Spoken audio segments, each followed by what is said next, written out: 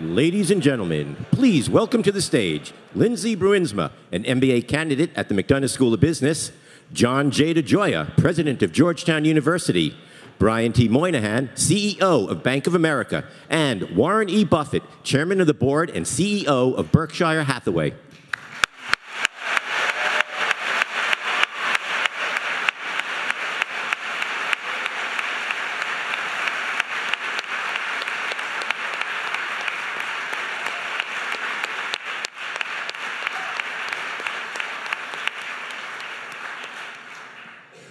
Welcome. Good evening. Thank you all for being here. I must say I am beyond excited to be here and that I am in complete awe of the leaders on this stage and before me. We have our own Dean Thomas of the McDonough School of Business, Georgetown President Jack DeGioia, Chief Executive Officer of Bank of America, Mr. Brian Moynihan, and, though he really needs no introduction, Mr. Warren Buffett.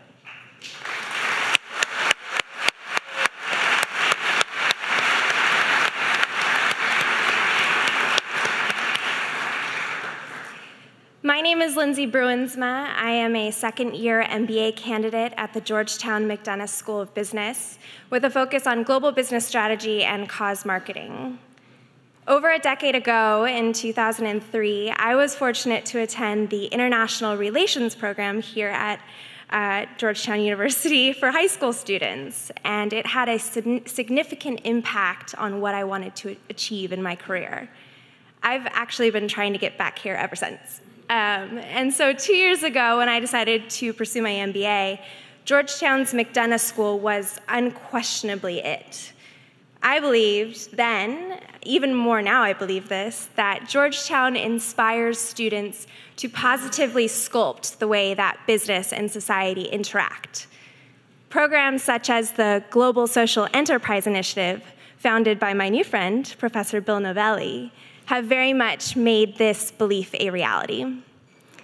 I am a product of GSEI and our wonderful sponsor, Bank of America, who partnered with the One campaign last year to provide the opportunity for 5 students to apply business skills towards social and economic impact. Last summer, I interned with RED as a global strategy fellow, RED being a cause marketing organization founded by Bono and Bobby Shriver under the One campaign umbrella. Through this opportunity, I was able to implement business solutions in a nonprofit setting. And with RED, I was able to work with global iconic brands to take on the HIV and AIDS epidemic in sub-Saharan Africa through a cause marketing model. I would like to personally thank Mr. Brian Moynihan for creating this opportunity, as well as Ms. Anne Finucane of Bank of America, and the entire GSEI family, including Executive Director LaDon Mentegi. I would also like to introduce and thank our president, Jack DeGioia, for his unwavering embrace of such programs as GSEI and for his continued dedication to community and service. Since 2001, President DeGioia has encouraged engagement at both a local and global level. Through this, he has given students not only the opportunity to follow in the footsteps of some very impressive leaders, but he has given them the opportunity to actively shape the new face of global leadership. And with that, please join me in introducing Georgetown University President, Dr. Jack J. DeGioia. Thank you very much. It was beautiful. Well done.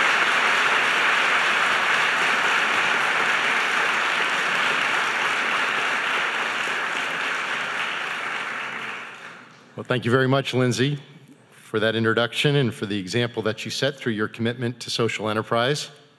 We're very proud of you and your fellow students who are engaged in this very important work. Well, it's my pleasure to have this opportunity to welcome you all to Georgetown this evening for a very special conversation between Warren Buffett and Brian Moynihan.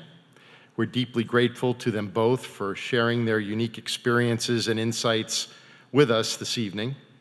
I'll have the opportunity to more formally introduce our guests in just a few moments, but first I wish to express my gratitude to some of the individuals who helped to make this evening possible. And I'd like to begin with the Dean of the McDonough School of Business, David Thomas, for his exceptional leadership and for fostering such important initiatives as the Global Social Enterprise Initiative. I'd also like to thank Bill Novelli, a distinguished professor of the practice at the business school and the founder of GSEI. His commitment to social enterprise, corporate responsibility, and social change has enriched our community here at Georgetown, and he will moderate our Q&A a little later this evening. The values at the core of the work that we examine here tonight are defining characteristics of the tradition that animates our university community, a tradition rooted in our Catholic and Jesuit identity, a tradition that compels us to create and share knowledge in service to our world. As a university, we have been guided by this tradition since 1789, and now for over 224 years, we've been building upon and reimagining it in new and innovative ways. The GSEI, through its work to cultivate leaders who focus on both economic and social value, is a concrete example of our commitment to living this tradition in our contemporary world. As you know, tonight's conversation is made possible by Bank of America, and I'd like to express my deep gratitude to two individuals: a proud Georgetown parent, Ann Finucane, Global Strategy and Marketing Officer at Bank of America, for her work in bringing us together this evening. And again, Brian Moynihan, Bank of America's CEO, for his leadership and support of this extraordinary event. Under Mr. Moynihan's leadership, Bank of America has deepened its commitment to community development, philanthropy, and environmental and sustainability initiatives. This includes a 10-year, $1.5 trillion community lending and investing goal, the largest ever by a financial institution. Since 2007, Mr. Moynihan has also led Bank of America's Global Diversity and Inclusion Council, a group that is dedicated to creating an inclusive work environment, and the company is consistently recognized as having one of the best environments in corporate America. Tonight, he will be engaging in a conversation with one of the world's great business leaders and philanthropists, Warren Buffett. Mr. Buffett, it's an honor to welcome you back to Washington, D.C. Many people may not know this, but this is a return home of sorts for Mr. Buffett. He attended high school just a few miles away at Woodrow Wilson High while his father was a member of Congress. Renowned and respected for his business and investment acumen, at the company that he has led since 1965, Mr. Buffett is also well known for his deep commitment to philanthropy and social enterprise. He co-founded, along with Bill and Melinda Gates, the Giving Pledge, an effort to encourage the wealthiest Americans to donate at least 50% of their net worth to philanthropy. About 5 years ago, he pledged 99% of his Berkshire Hathaway shares to charity. And last year, the shares he donated went to foundations that work to fight poverty, elevate the status of women and girls around the world, and support early childhood education, among many other causes. This led to his being ranked #1 in 2012's Philanthropy 50, a list of the nation's top philanthropists compiled by the Chronicle of Philanthropy. He has also given generously over the years to help support the work of the Bill and Melinda Gates Foundation, which focuses much of its efforts on global health and global development. So, Mr. Buffett, on behalf of our entire university community, it's an honor to welcome you to Georgetown. We're so pleased you could join us this evening, and it's now my privilege to present to you all for our conversation this evening, Mr. Warren Buffett and Mr. Brian Moynihan.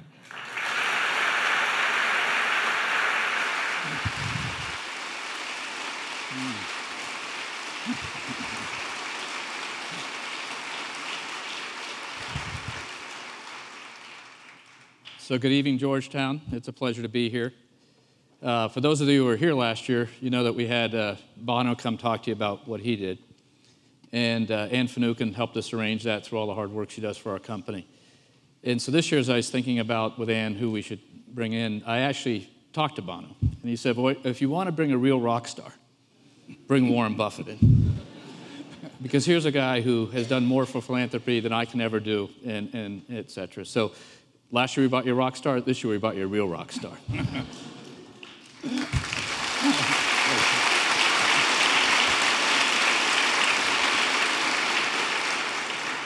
So what we're going to do is I'm going to ask Warren a series of questions over 25, 30 minutes, and then we'll take your questions in the crowd and let the students have a chance to ask Warren about his experiences. And I'm going to start a little bit where the president left off, which is, this is your hometown. This is a part of your hometown. So what are your best memories about being around Georgetown? And Well, I delivered papers at Georgetown Hospital 66 years ago.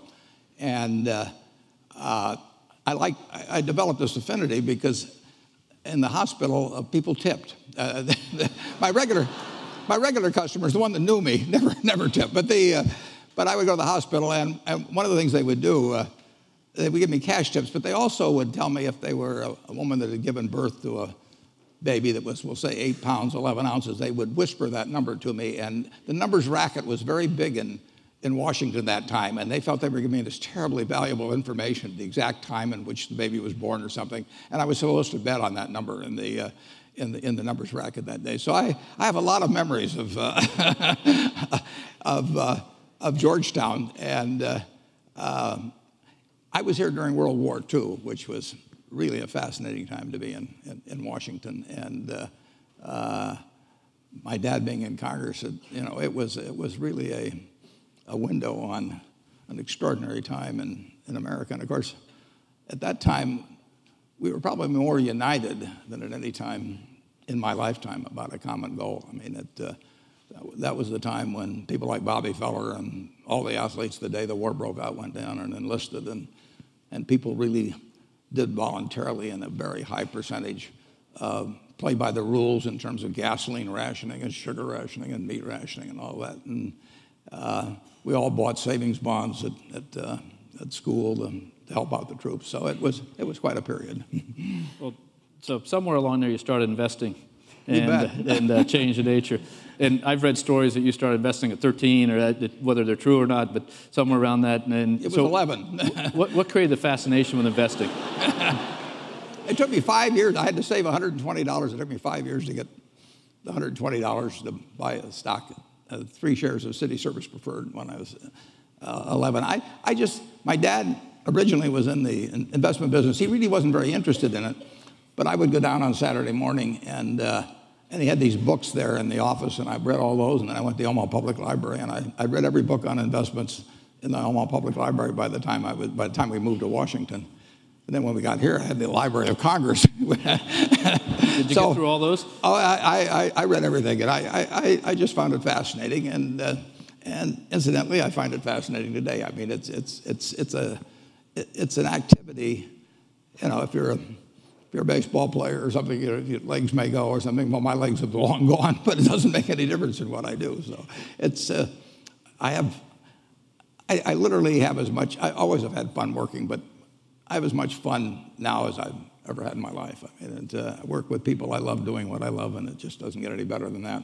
Well, the quote is that you tap dance to work every day? I tap dance to work, yeah. And so what makes you do that? Don't ask me to demonstrate, but it was nice to get that round of applause at the start, but I've learned that crowds now applaud at the start because I'm 83 and they're not sure I'll be around at the end of the talk.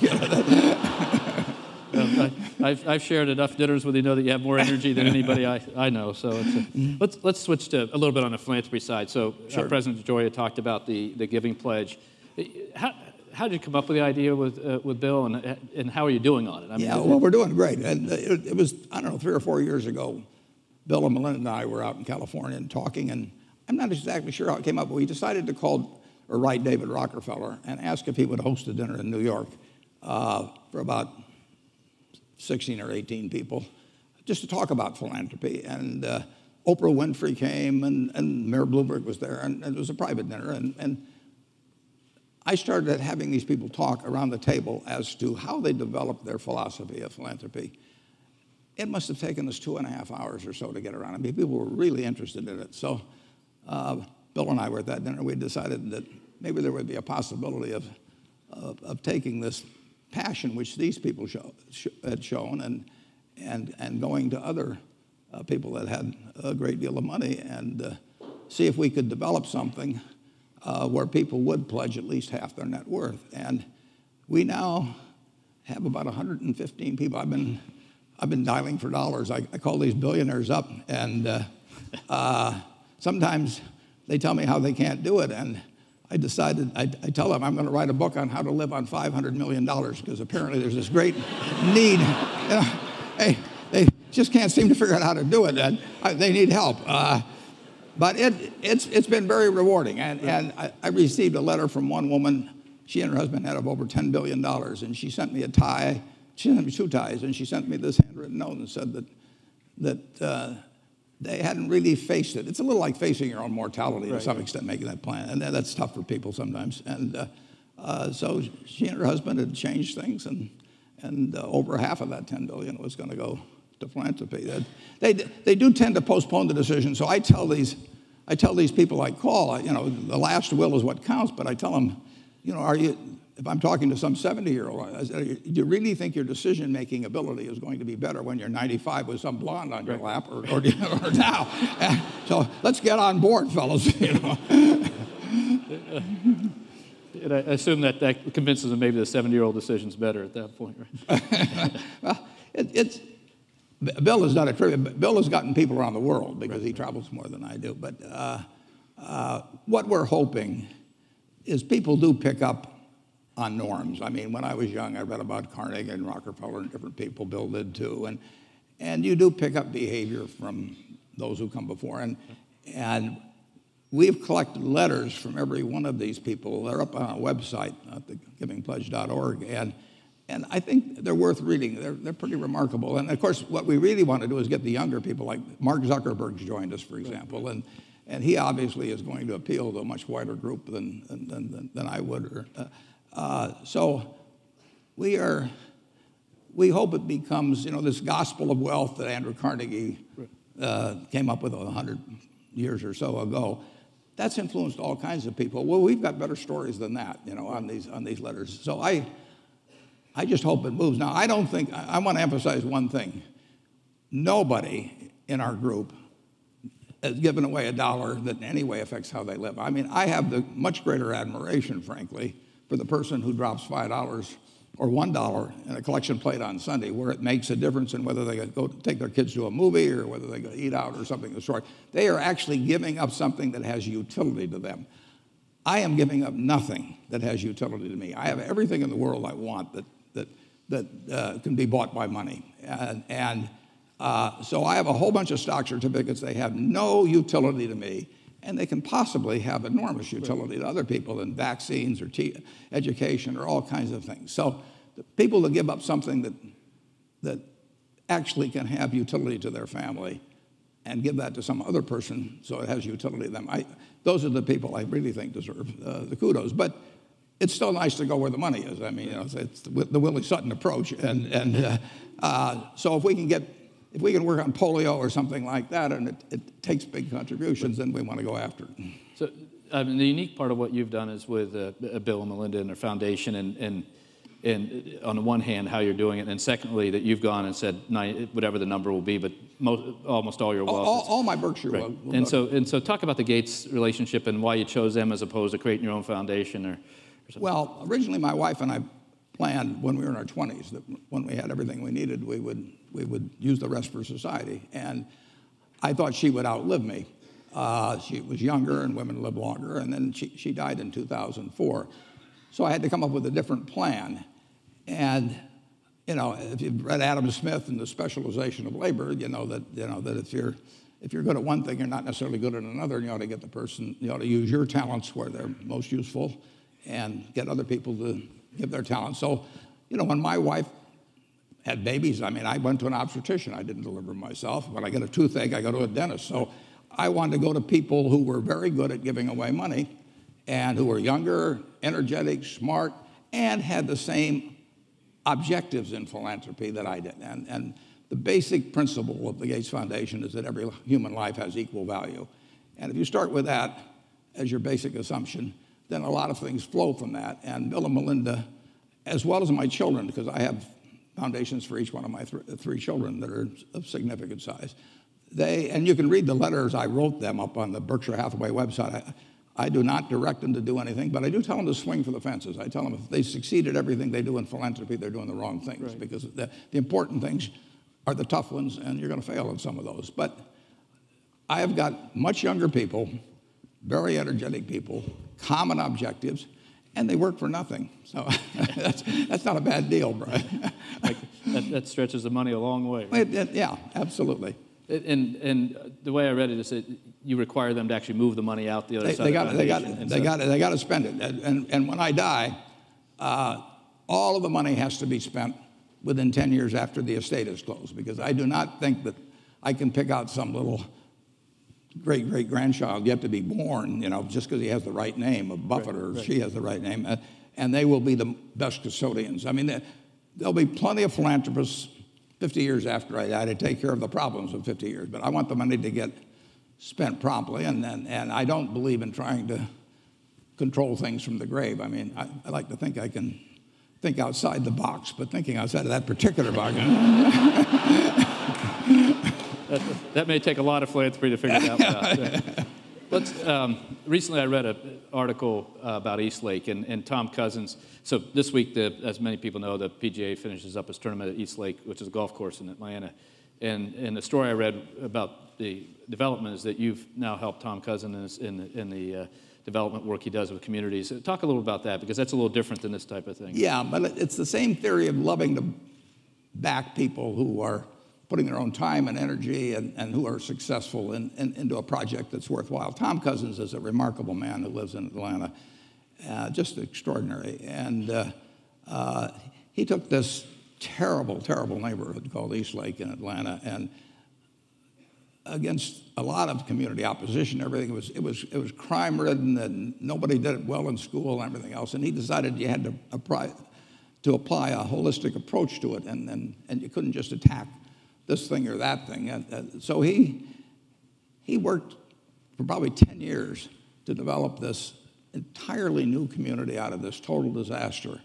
And then Tom and I talked about it, and I said, Tom, everybody's going to say that it can only be done because you're Tom Cousins and you live in Atlanta and you've done this. So he and I and a fellow named Julian Robertson, but primarily Tom, decided to see if we could replicate this in other communities.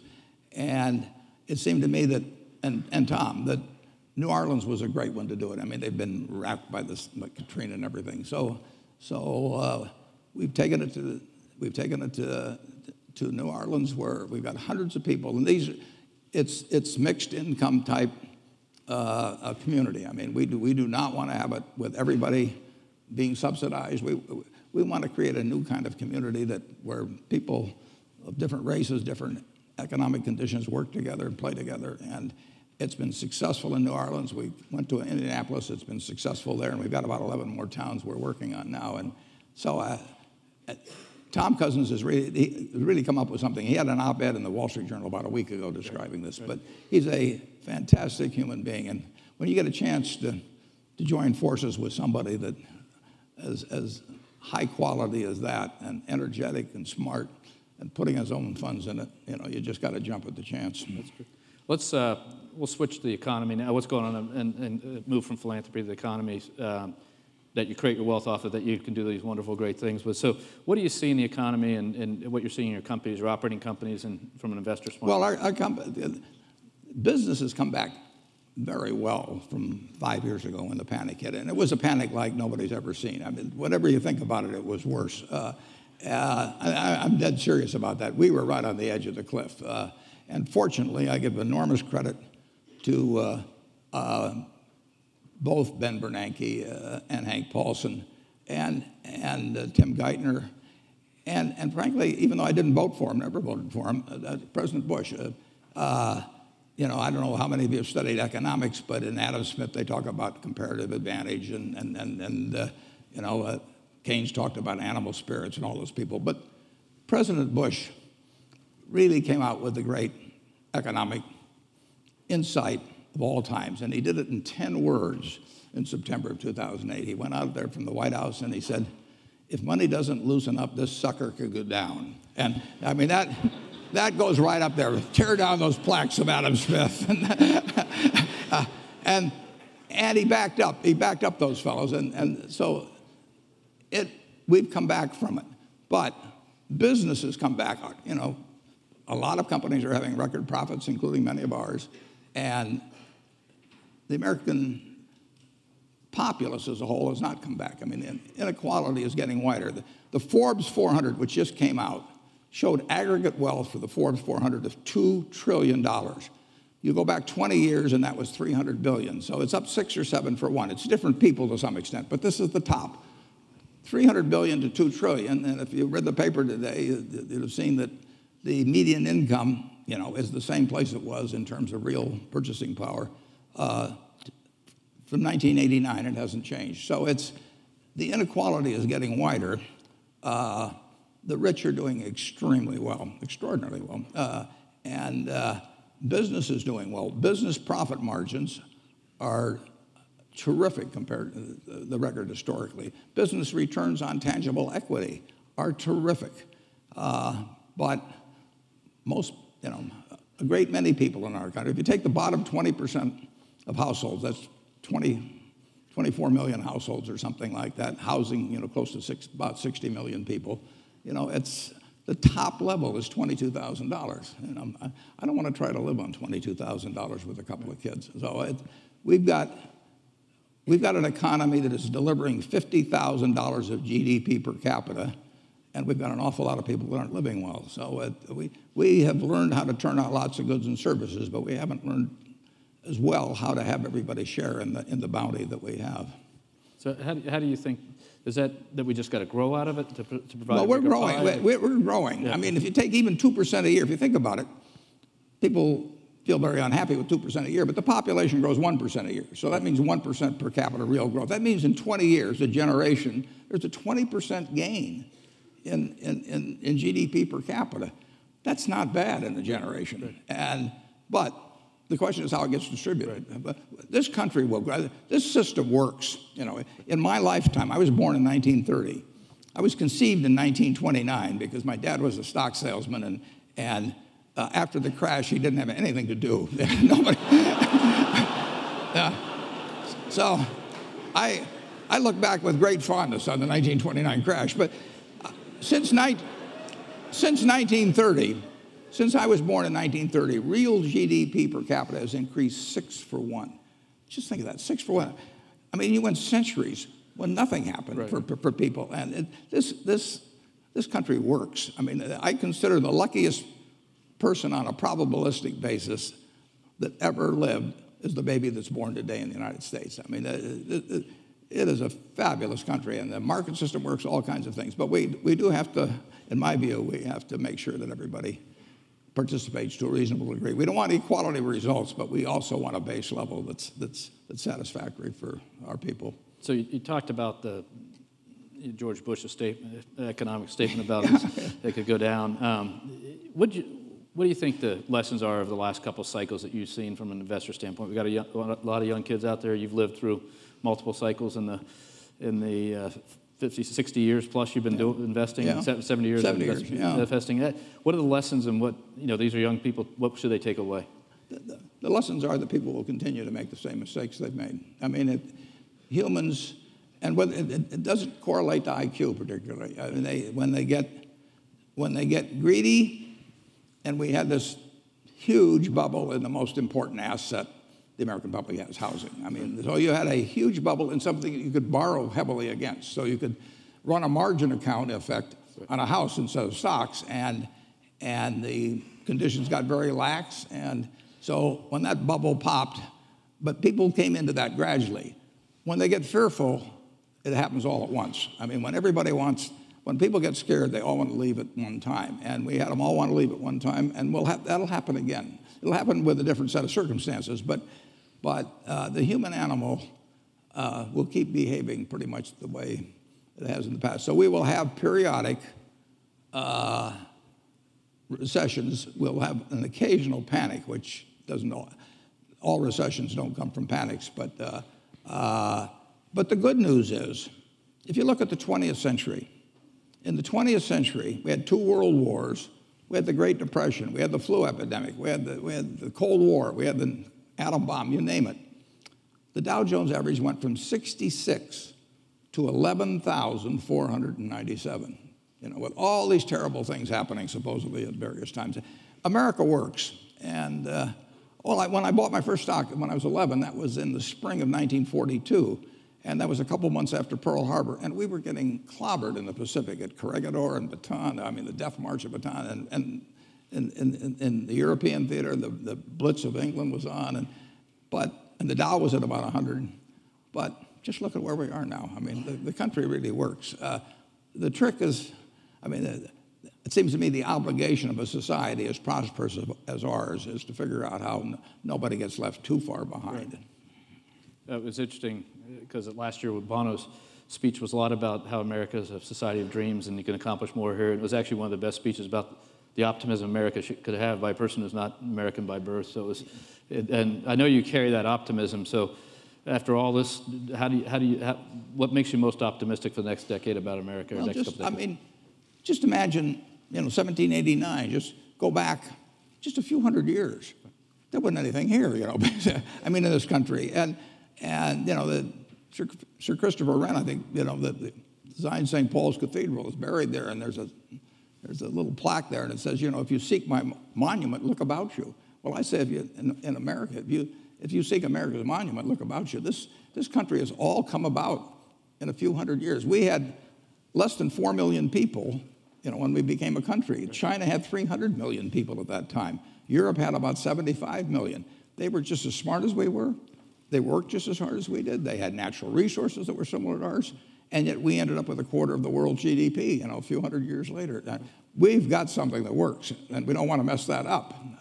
We want to figure out what we do with this abundance better as we go along. But you don't have to worry about the system working. But you will have periodic recessions, and you will have an occasional panic brought on by something that who knows where it comes from. The thing to remember at that time, I wrote an op-ed piece in the New York Times in the fall of 2008, and I said, that the country will come back. It'll go through a big recession and everything, but it'll come back, and it's coming back. So don't ever worry about America. It'll tell you, you're in the right place.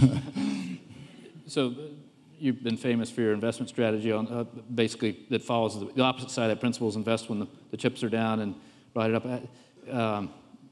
That served you well. So what's your favorite time that you were able to accomplish that, when you caught somebody down and moved well, up? I always think my favorite time's going to be tomorrow. Okay.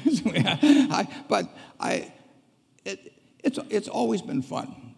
And there's a company here in Washington called Geico. And I first got exposed to that in 1950. I was 20 years. I was 19 years. It was 51. I'm sorry. I was 20 years old, and I came down here, and I came down on a Saturday because I'd learned that my professor who I worshiped at Columbia named Ben Graham was the chairman. I got down here and the door was locked. When I went to the building, because it was Saturday, and I pounded on the door, and some janitor let me in, and a marvelous fellow named Lorimer Davidson spent 4 hours with me teaching me all about insurance, and he helped me so much in life. You're going to get helped by some wonderful people in life. It's a great thing to remember later on when you get to be my age, that all the help you've received from different people, because nobody does it alone. Obama got in trouble when he said that in the campaign, that nobody does it by themselves. Nobody does do it by themselves. We all sit in the shade of trees that were planted by others. So it's obligatory, I think, to plant a few trees ourselves if we've had good luck. It's been a great ride, but it's not over. So you've owned. When did you actually buy Geico? When did you invest in Geico the first time? Geico I bought. I met Lorimer Davidson when I was finishing up at Columbia, and then I started selling securities when I got out. And I went out to my Aunt Alice, and my Aunt Alice would have bought anything from me. And so she bought 100 shares of Government Employees Insurance. It was the first stock I ever sold. And then a lot of years passed, and Mr. Davidson was very kind to me in a variety of ways. But I went in different directions. And then in 1976, the company got in big trouble because they miscalculated their reserves, and they were going broke. And so I came back here, and I bought a third of the company in the market in a very short period of time. And then in 1995, by now our third had become a half because they'd repurchased their shares. And I went out to see Mr. Davidson, who was out in Bethesda. He was 96 or 97. And he had a bunch of stock in Geico with no cost basis because he'd held it forever. And I said, Davey, if I make an offer for this company for cash, you're going to pay a big tax. And of course, if you die with the stock, you don't have that tax and you get a stepped up basis. So I'm not going to make this offer unless it's all right with you. And he said to me, he said, Warren, he said, I've hoped for this all my life. And so we bought the rest of the company. He was a great man. That's terrific. Well, let's turn it over to some student questions. So they're going to put a microphone out here, and we'll have you queue up and let you have questions for Warren or.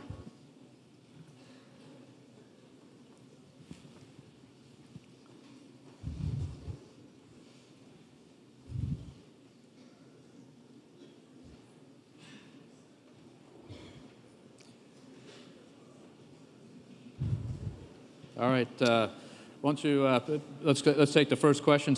Tell us who you are and ask away. Go ahead, sir. Hi, I'm Kasim Tavalali, senior in SFS.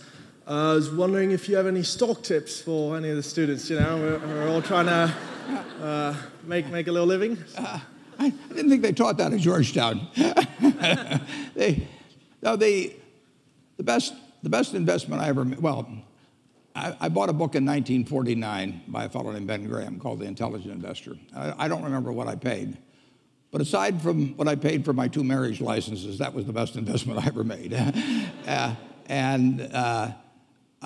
It's very important to have the right framework.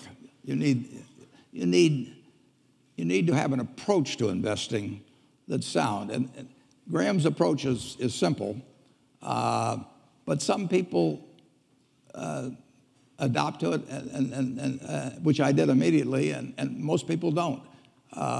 But if you have the right philosophy, you will find opportunities as you go through the next 20, 30, 40, 50 years. And frankly, you're most likely to find them when in periods like 5 years ago when we were having the panic. I mean, stocks sell at silly prices from time to time. Most stocks at one time or another sell at very silly prices.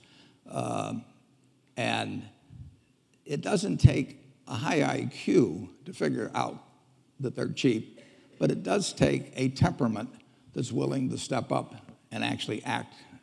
I tell people, if they're going in the investment business, if you got 160 IQ, sell 30 points to somebody else because you won't need it. I mean, I figured out very early, you don't have to be that smart in this business, which is fortunate, but you do have to have the right temperament. And you have to be able to ignore what other people are saying and simply look at the facts and decide, is this stock which is selling at X worth 2X? And occasionally you'll find things like that. And when you don't find them, you don't do anything. So that's my generalized stock tip, no names. I'll make it simpler. Just buy Bank of America and you'll be set. Yeah.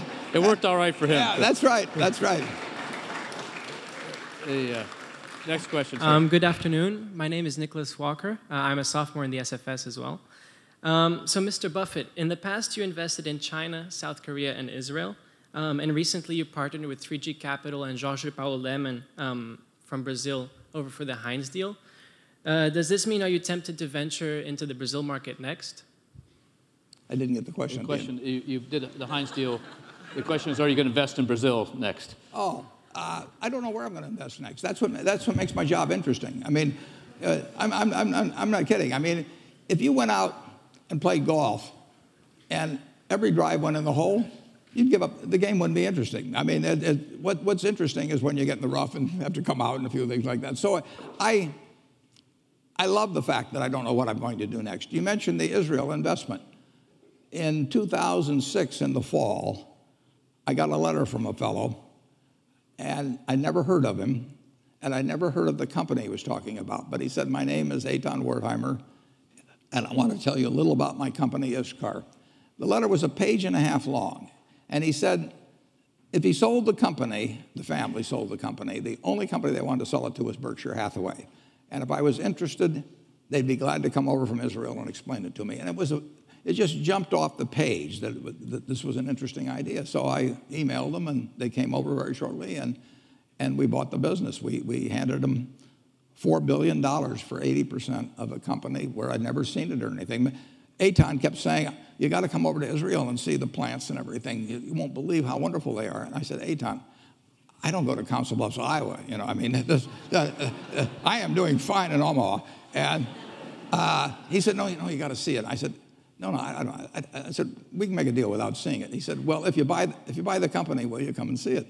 I said, if we buy the company, I'll come. So we bought the company, and I went over there, and it's true. I've never seen plants like this. It was the greatest operation I've ever seen.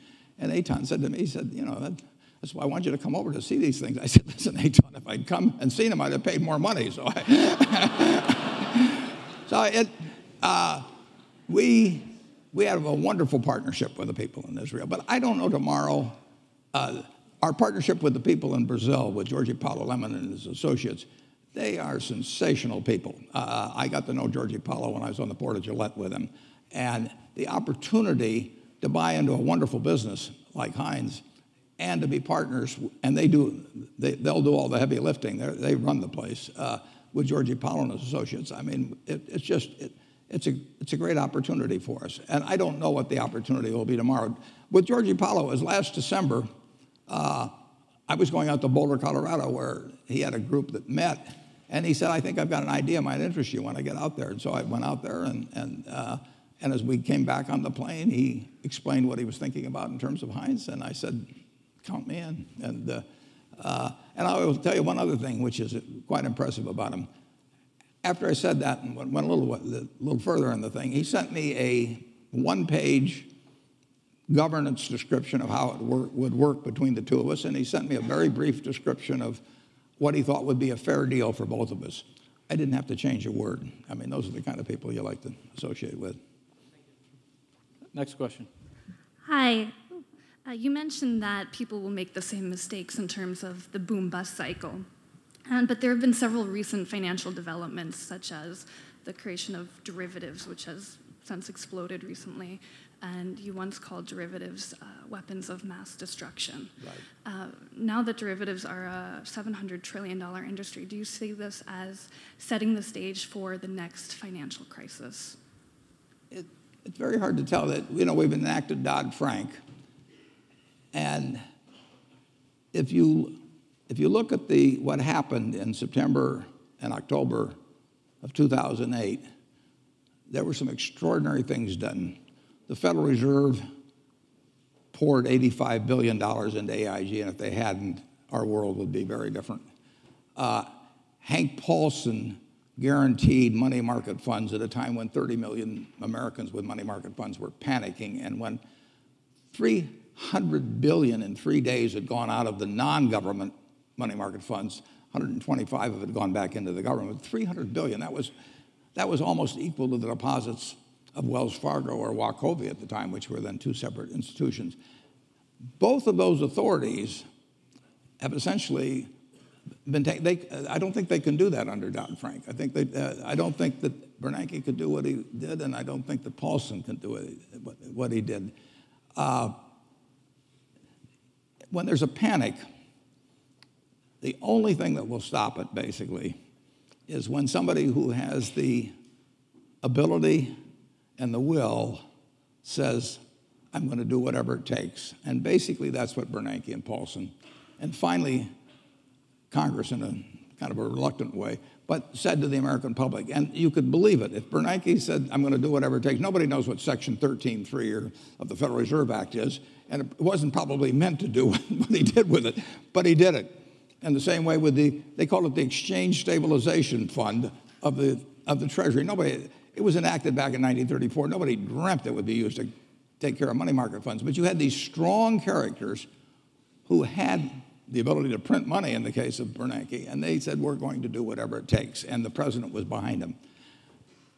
That is the way you end a real panic. And I worry, actually, that Congress doesn't like to give anybody that much authority, and it bothers them that the Fed has all this authority, or that Paulson acted as he did in TARP. And I tip my hat to them, and I'm not sure. There will be another panic. Where it comes from, who knows? But when that time comes, the question will be, are the people who have panicked, who have frozen, who have caused the economic engine to stop, will they believe and come right back and be doing something? And I'm not sure whether what's been enacted is a plus or a minus in that regard. Regardless, the country will come through. But it's very hard to write regulations that will keep people from acting foolishly, particularly when acting foolishly has been proven very profitable over the preceding few years. It's just the way it works. Humans, they all think they're Cinderella at the ball, and they think, as the night goes along, the music gets better and the drinks flow and everything, and they all think they're going to leave at 2 minutes to 12. And of course, there's no clocks on the wall, and they're still dancing. So it'll happen again. But buy when it happens. Next question. I'll be buying. Hi, my name's John Ruff. I'm from Georgia, so I'm familiar with the work over at East Lake. Oh, that's great. Appreciative. But you talked a little bit about income inequality. But if you look at class mobility rates, and if you look at average household income for middle-class families, measured with inflation, a lot of these rates have been trending down since the 1970s. And some may argue that it's harder today for the middle class than it's been in 30 years. And I was wondering if you had any more thoughts on how a rising tide can lift all boats, and not just the yachts. Yeah. Well, that's what's happened. It's like John Kennedy talked about, a rising tide lifting all yachts. And the yachts have been lifted, like I say, for the top 400 from 300 billion to 2 trillion just in the last 20 years. There is a very, I think, structural problem as a market system gets more and more specialized. If you go back to an agrarian society like we had a couple hundred years ago with most people working on a farm, most people fit most job requirements. I mean, it was that as the world has become more and more specialized, I think we keep moving away from that. So a market system will not pay well for a significant percentage of society. They aren't needed to keep GDP itself going up and people at the top. And I think government has to address that. I think it's,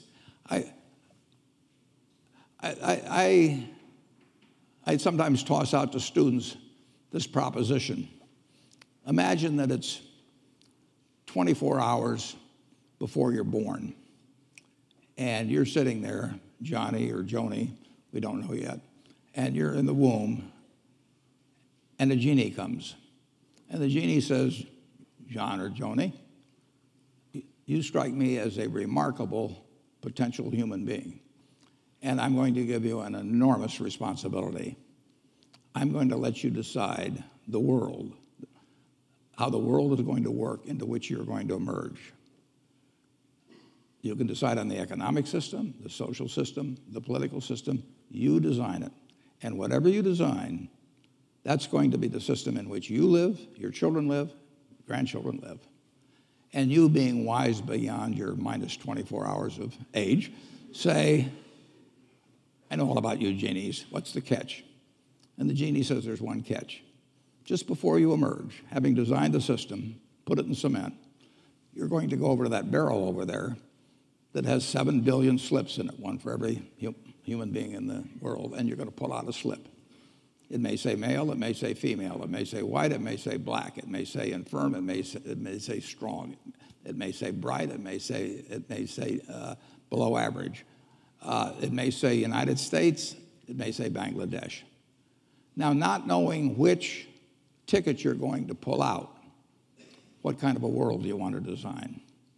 Well, you certainly want to design a world that produces lots of goods and services and keeps producing more and more. You want a lot of stuff around. It could be the world's fairest society, but if it's on a barren desert island, it isn't going to do anybody good. So you really want something that works in terms of output. But once you have something that works in terms of output, you certainly want something that eliminates fear from everybody's life. Now, that doesn't just mean a lot of cops. It means fear of old age, fear of health, all of those problems. And you certainly want a system not knowing what tickets you're going to get that takes care of the people that don't survive so well in that market system, which maximizes the amount of output, your first goal. And I think we've done a wonderful job at the first stage. We have learned how to turn out lots of stuff. We have not thought as much, although we've thought a fair amount. I mean, when Social Security came in and all of that, I mean, this country has developed in terms of thinking about how a rich family should behave. But we have not, I think we are in the stage where we need to focus more on making sure that the people who get the bad tickets do better than they are. And, you know, we said that blacks were 3/5 or slaves were 3/5 of a person back when we started. And said, you know, we said all men are created equal in 1776, and in 1789 we said blacks are 3/5 of a person. You know, we not only said all men are created equal, but in the Gettysburg Address, you know, Lincoln repeated it. It was 1920 before we passed the 19th Amendment for women. So we treated women as an essentially different class for all those years. So I think we've gone significantly in the right direction in terms of behaving better as a society, and I think we've gone terrifically in the right direction in terms of turning out lots of stuff. But I think we have to address the question of how do you treat the people that are left behind in a system that maximizes the output of goods and services. And that can only come through government. Next question. Good evening. My name is James Fishback. I'm in the School of Foreign Service, first year. It's no doubt that you're an outspoken fan of Ben Bernanke, but he's going to be stepping down in January of next year. Whomever takes over the position, do you think that they should continue the Fed's controversial buyback program, and if so, for how long? Well, I think they should take Bernanke's approach, which he says he's going to keep doing it until he sees more improvement in the economy. And I think he's been mildly disappointed, not hugely disappointed, but mildly disappointed in the rate of improvement in the economy in the last few years, and therefore, just the other day, he said he's going to extend it further until he sees it. So he's not prejudging exactly when it's going to happen. He's telling you the conditions under which he'll change, and the economy is getting better. We are in an experiment which hasn't really been tried before. I mean, Fed has a $3.5 trillion balance sheet, and buying securities is usually easier than selling securities, as sometimes people find out. So we don't know how this game plays out. And just the announcement, whenever it was a few months ago, or the hint that tapering was going to occur, that had some significant market reactions, probably 100 basis points or so in the 10-year. And what will happen when they actually, if they actually try to deleverage the Fed? I mean, what has happened is the American public deleveraged and the government leveraged up through the Fed.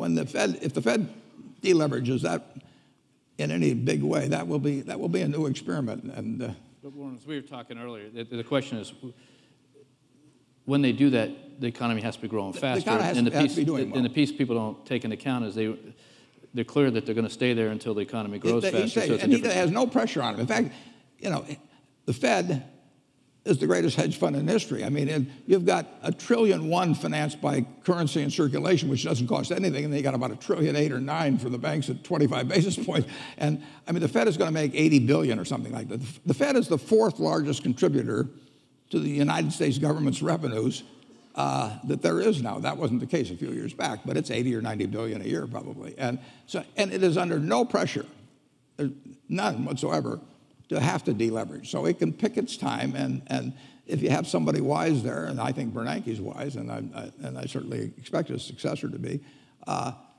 it can be handled. But it is something that's never quite been done on this scale. It'll be interesting to watch.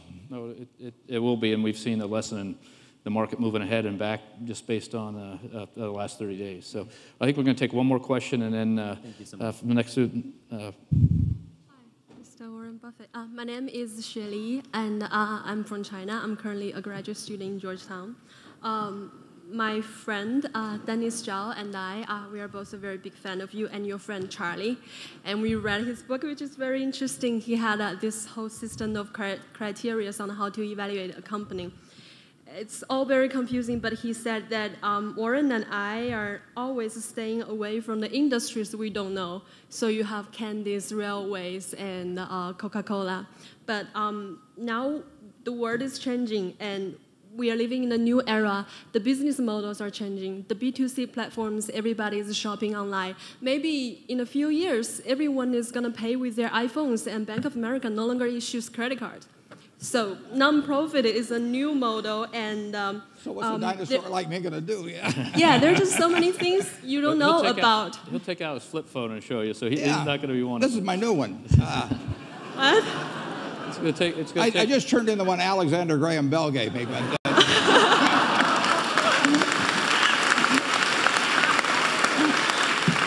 okay. So the question is, the business models are changing, the world are changing. The new technology, they're changing everything. There's no way you can just stay out of it and stay with the traditional. Now, for the private investors, especially in the venture capital industry, what would you think is the most important thing, the key in evaluating a company? I'm not asking about doing mediocre, I'm not asking about being average, but about excellent, remarkable. Just name one thing. The most important thing is to be able to define which ones you can come to an intelligent decision on and which ones are beyond your capacity to evaluate. You don't have to be right about thousands and thousands and thousands of companies. You only have to be right about a couple. I met Bill Gates on July 5th, 1991. We were out in Seattle, and Bill said, "You've got to have a computer." And I said, "Why?" And he said, "You can do your income tax on it." I said, "I don't have any income. Berkshire doesn't pay a dividend." He said, "Well, you can keep track of your portfolio." And I said, "I only have one stock." I said, and he says, "It's going to change everything." And I said, "Well, will it change whether people chew gum?" And he said, "Well, probably not." And I said, "Well, will it change what kind of gum they chew?" And not. And I said, "Well, then I'll stick to chewing gum and you stick to computers, you know." I don't have to understand all kinds of business. There's all kinds of business I don't understand. But there's thousands of opportunities there. I did understand the Bank of America, you know, and I'll be able. I'm able to do that. I'm able to understand some given percentage. But Ted Williams wrote a book called The Science of Hitting, and in The Science of Hitting, he's got a diagram, shows him at the plate, and he's got the strike zone divided into 77 squares, each the size of a baseball. And he says, if I only swing at pitches in my sweet zone, which he shows there, and he has what his batting average would be, which is 400. If he had to swing at low outside pitches, but still in the strike zone, his average would be 230. He said the most important thing in hitting is waiting for the right pitch. Now, he was at a disadvantage because if the count was 0-2 or 1-2 or so on, even if that ball was down where he was only going to bat 230, he had to swing at it. In investing, there's no called strikes. People can throw Microsoft at me and, you know, you name it, any stock, General Motors, and I don't have to swing. And nobody's going to call me out on called strikes. I only get a strike called if I swing at a pitch and miss. So I can wait there and look at thousands of companies day after day, and only when I see something I understand and when I like the price at which it's selling, then if I swing, if I hit it, fine. If I miss it, it's a strike. But it's an enormously advantageous game. And it's a terrible mistake to think you have to have an opinion on everything. You only have to have an opinion on a few things. In fact, I've told students, if when they got out of school, they got a punch card with 20 punches on it, and that's all the investment decisions they got to make in their entire life, they would get very rich because they would think very hard about each one. And you don't need 20 right decisions to get very rich. You know, 4 or 5 will probably do it over time. So I don't worry too much about the things I don't understand. If you understand some of these businesses that are coming along and can spot things on, if you can spot on Amazon, for example, I mean, it's a tremendous accomplishment what Jeff Bezos has done. And I tip my hat to him. He's a wonderful businessman. He's a good guy, too. But could I have anticipated that he would be the success and 10 others wouldn't be? I'm not good enough to do that. But fortunately, I don't have to. You know, I don't have to form an opinion on Amazon. And I did form an opinion on the Bank of America, and I form an opinion on Coca-Cola. I mean, Coca-Cola's been around since 1886. There's 1.8 billion 8-ounce servings of Coca-Cola products sold every day. Now, if you take 1 penny and get 1 penny extra, that's $18 million a day. And 18 million times 365 is 7 billion, 3 less 730 billion, or $6,570 million. So annually, $6,570 million from 1 penny. Do you think Coca-Cola is worth a penny more than, Joe's Cola? I think so. So, and I've got about 127 years of history that would indicate it. So those are the kind of decisions I like to make. And you may have an entirely different field of expertise than I would have, and probably much more up to date in terms of the kind of businesses that we're seeing evolve. And you can get very rich if you just understand a few of them and understand their future. But fortunately, I don't have to. I mean, if we go into Heinz, and I look at people pouring ketchup on, hamburgers and potatoes, I don't think it's going to change. And the nice thing about it, some products travel. Some products don't travel. Candy bars don't travel well. I mean, if you look at the Cadbury bars in England, they don't sell well here. And if you look at the Hershey bars here, they don't sell as well someplace else. Soft drinks travel, and ketchup travels. I like products that travel. Well, thank you. Okay. Thank you, Warren.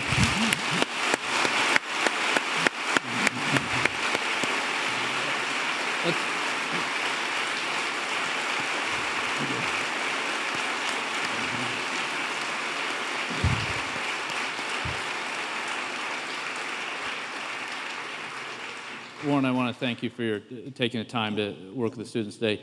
And I think for all the students out there, just think about this. This is a person who, with a passion, he still has at 83 to make that right investment decision. But importantly, what we talked a lot earlier about is the ability to try to do something with all that wealth that will help a pretty near-term set of goals in society. And I think you will find very few people in the world have been able to do both things so well as Warren Buffett has, and there's a lesson to learn for all of us from that. So thank you for spending the time. Thank you.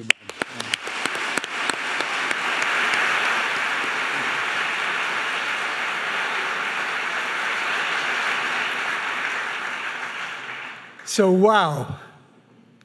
That's probably the first time in my life I ever heard a positive outcome for the great economic crash of 1929. So, Brian, thank you for bringing us a rock star.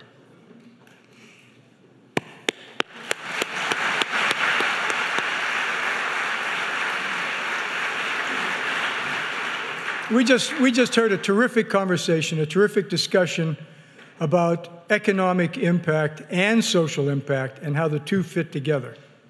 And before this conversation, Brian Moynihan had a session with some of our business students in which he talked about community lending, philanthropy, he talked about environmental initiatives, and he talked about how they are good business as well as good for society.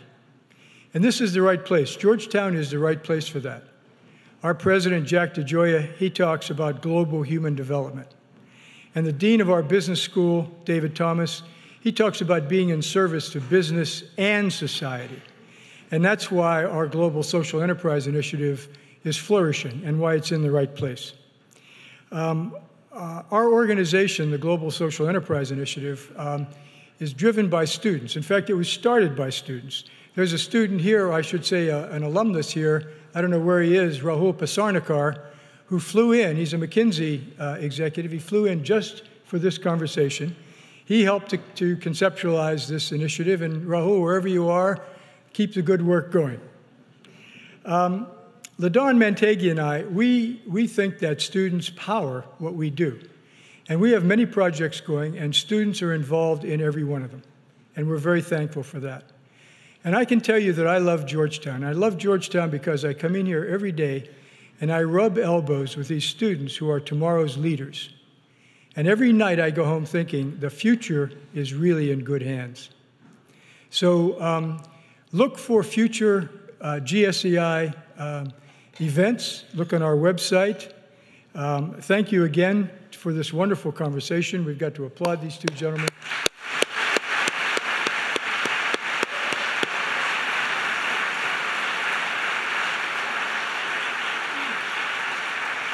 I'm sorry that not every student got to ask a question, but there's always email. And would you please let the first two rows leave because there are some security issues involved. Thank you very much.